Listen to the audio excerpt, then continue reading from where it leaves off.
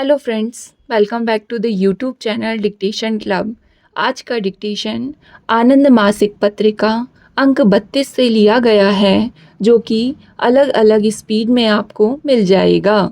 अगर आपको इसकी पीडीएफ अलग से चाहिए तो आप नीचे डिस्क्रिप्शन बॉक्स से टेलीग्राम चैनल ज्वाइन कर सकते हैं, जहां भविष्य में आने वाले डिक्टेशंस की लिंक डाल दी जाती है। साथ ही चैनल में आपको अन्य प्लेलिस्ट मिल जाएगी, जिसकी लिंक आपको डिस्क्रिप्शन बॉक्स में मिल जाएगी, जैसे रामधारी गुप्ता खंड 1, रामधारी गुप्ता खंड 2, न्यूज़पेपर डिक्टेशन, आनंद मासिक पत्रिका के विभिन्न अंक, जो कि अभी कुछ अंक कंप्लीट हो चुके हैं। इसके अलावा आउटलाइन के शॉर्ट्स भी मिल जाएंगे। तो ज़्यादा समय ना लेते हुए डिक्टेशन स्टार्ट करते हैं 5 सेकंड के बाद।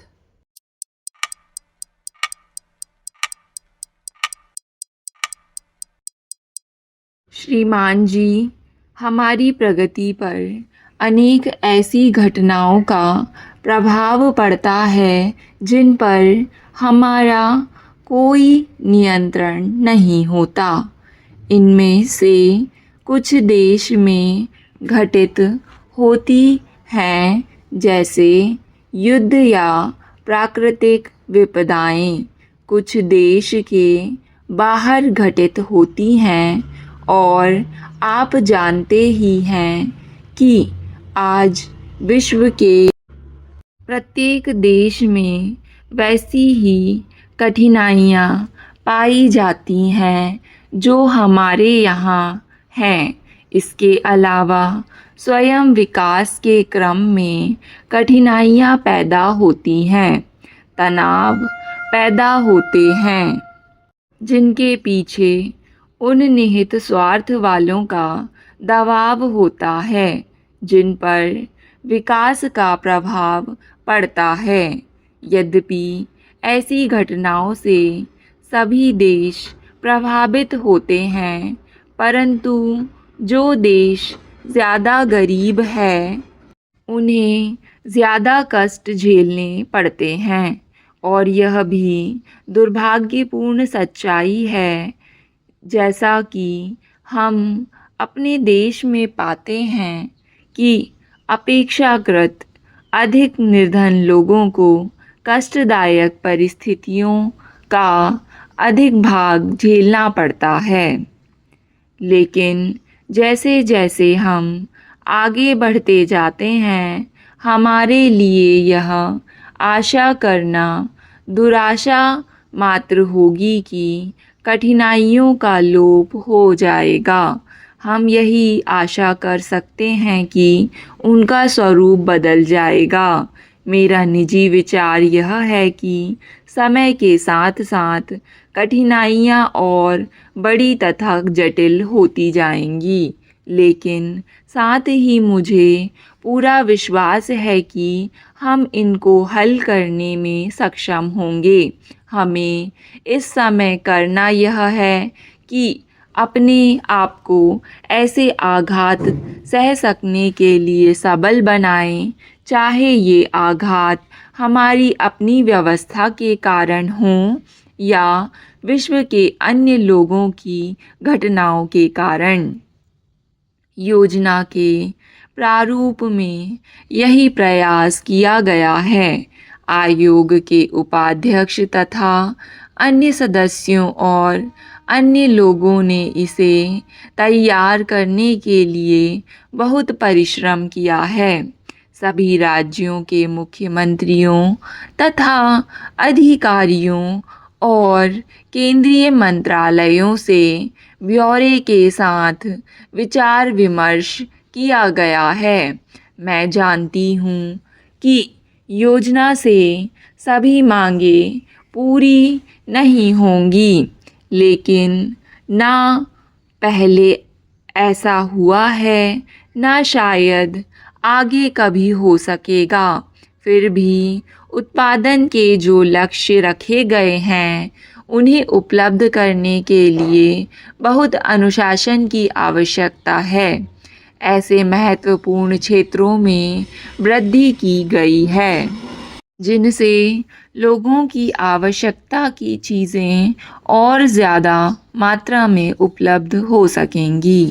कोयला, उर्वरक, इस्पात, धातुओं, पेट्रोलियम आदि के लिए पर्याप्त वृद्धि का सुझाव दिया गया है।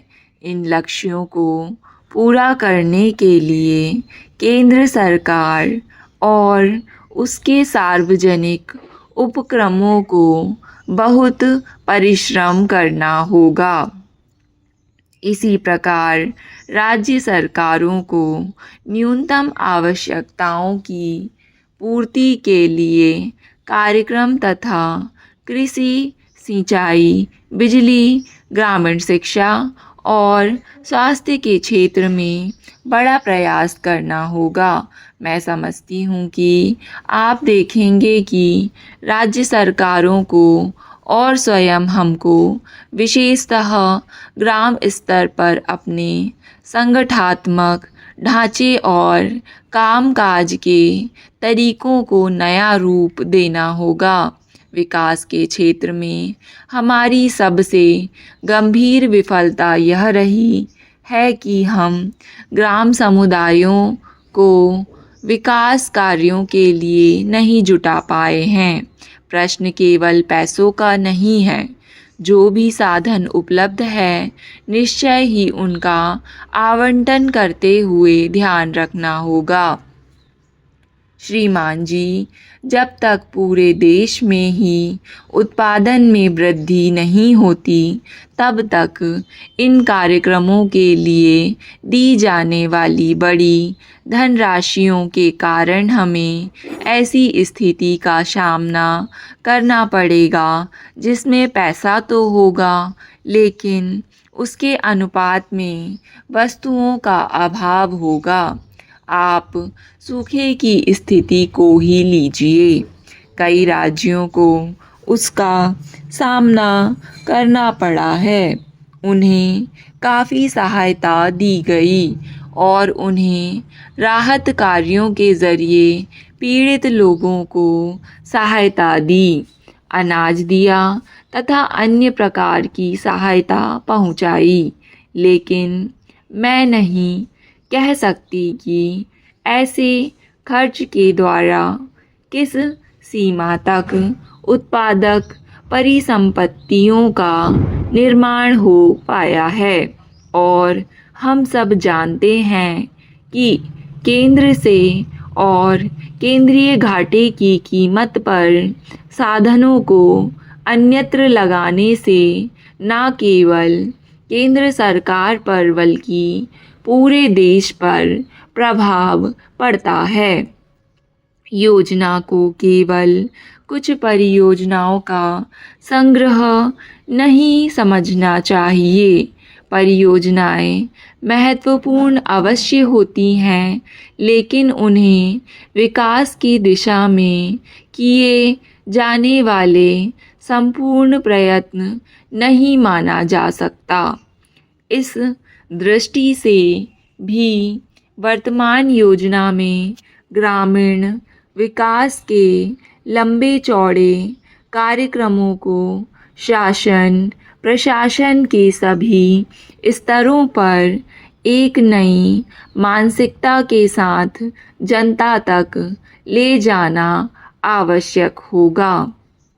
हमारा उद्देश्य है आत्मनिर्भर विकास की उपलब्धि और भविष्य की प्रगति को संभव बनाने और दिशा देने के लिए मौलिक योग्यता प्राप्त करना। इस उद्देश्य की प्राप्ति के लिए प्रयास करते हुए हमें अंतर्राष्ट्रीय सहयोग के नए तरीकों को समझना होगा। उत्पादक कार्यक्रमों के लिए सहायता अब उत्तरोत्तर ऐसे सहयोग का रूप लेती जा रही है जिसका लाभ प्राप्तकर्ता देश के साथ साथ देने वाले देश को भी मिलता है। इस प्रकार हमने हाल में जो समझौते सोवियत संघ, चेकोस्लोवाकिया के साथ किए हैं। उनमें से कुछ इसी प्रकार के हैं। उनसे हमारी आर्थिक क्षमता और मजबूत होती है, हमारी उत्पादकता बढ़ती है और हम अधिक निर्यात कर सकते हैं। भारतीय विकास का उद्देश्य अपना एक अलग रास्ता बना सकने का रहा है। संसदीय व्यवस्था के अंतर्गत बहुदलीय लोकतांत्रिक प्रणाली अपनाते हुए प्रभावशाली नियोजित विकास कर सकना कोई अल्प उपलब्धि नहीं है, लेकिन हमें यह भी चिंता है कि हमारे विकास का स्वरूप अन्य से भिन्न हो तथा हम केवल दूसरों का अनुकरण ना करें। कभी कभी यह सुनने में आता है कि हम इस शिविर में हैं या उसमें अथवा अमुक बाहरी प्रवृत्ति का अनुकरण बहुत निकट से कर रहे हैं।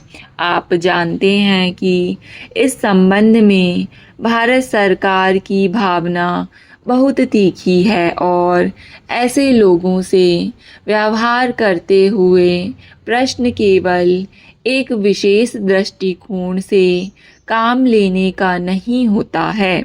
हमने सदा से ही अपना स्वतंत्र रुख अपनाया है और हम आगे भी ऐसा ही करते रहेंगे, लेकिन हम अपने लोगों में अनुकरण की मानसिकता देख सकते हैं।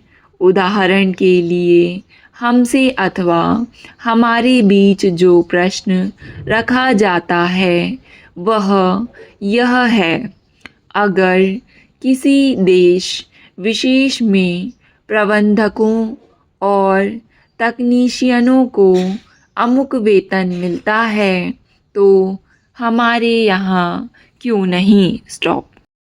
डिक्टेशन पसंद आए तो वीडियो को लाइक तथा चैनल को सब्सक्राइब ज़रूर करें। धन्यवाद।